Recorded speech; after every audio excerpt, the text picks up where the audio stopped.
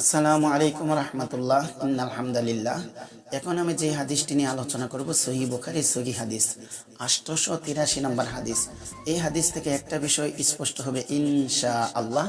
জুমার দিন আমরা যদি তেল ব্যবহার করি, সুগন্ধি ব্যবহার করে এবং মসজিদে যেয়ে যদি চুপচাপ কারো জায়গা দখল না করে চুপচাপ মানে নিজের জায়গা যেখানে পাই সেখানেই বসে ইবাদত বন্দি করে ইমাম সাহেব যখন খুতবা শুরু করে তখন যদি চুপ থাকি তখন আমাদের কি আমল নামায় সব দেওয়া হবে, আমাদের ফায়দা কি হবে, এই বিষয়টা স্পষ্ট হবে ইনশাআল্লাহ।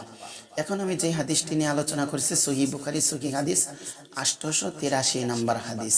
সালমান ফারসি রাদিয়াল্লাহু তাআলা আনহু থেকে বর্ণিত, নবী করিম সাল্লাল্লাহু আলাইহি ওয়াসাল্লাম বলেছেন, যে ব্যক্তি জুমার দিন গোসল করে এবং যথাসাধ্য ভালোরূপে পবিত্রতা অর্জন করে ও নিজের তেল হতে ব্যবহার করে বা নিজ ঘরের সুগন্ধি ব্যবহার করে, তেল ব্যবহার করে অথবা নিজের ঘরের সুগন্ধি ব্যবহার করে, অতঃপর বের হয় অথবা বাড়ি থেকে বাসা থেকে বের হয় এবং দুজন লোকের মাঝখানে ফাঁক না করে।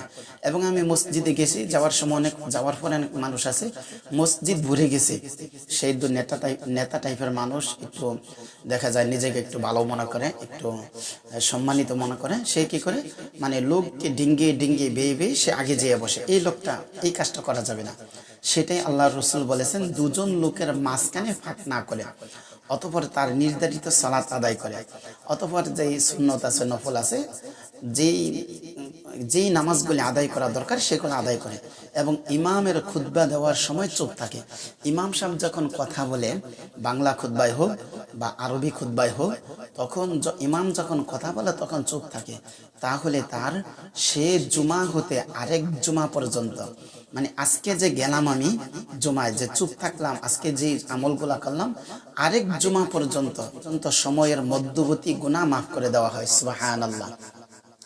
এই হাদিস দ্বারা কি বোঝা যায় যে এই জুমা থেকে মানে পিছনের জুমা থেকে এই জুমা পর্যন্ত, এমন হতে পারে এই জুমা থেকে আগামী জুমা পর্যন্ত তার গুনাহ ক্ষমা করে দেওয়া হবে। তাহলে কিন্তু আমাদের এই আমলটা করার দরকার। আমরা জুমার দিন ঠিকই নামাজ পড়ে অনেক মানুষ, কিন্তু এই কষ্টগুলি মানুষদেরকে দিয়ে থাকি। আমি পরে যাই, যেখানে জায়গা পেয়েছি সেখানে বসবো। আমি পরে গেছি, আমি একটু সম্মানিত মানুষ, আমি একটু ভালো মানুষ, নিজেকে একটু বড় মনে করে আমার ডিঙ্গিয়ে মানে মানুষের কাঁধের উপর দিয়ে পা দিয়ে সামনে যাওয়ার কোনো প্রয়োজন আছে বলে আমার মনে হয় না। যদি এরকম করি তাহলে এই হাদিসের পরিপন্থী করা হবে। আল্লাহ তাআলা আমাদের সবাইকে জুমার দিন সূরাতুল কাহফ তেলাওয়াত করা, আগে জুমায় যাওয়া, চুপ থাকা, আতর ব্যবহার করা, গোসল করা, এই কাজগুলি করার মতো তৌফিক দান করুন।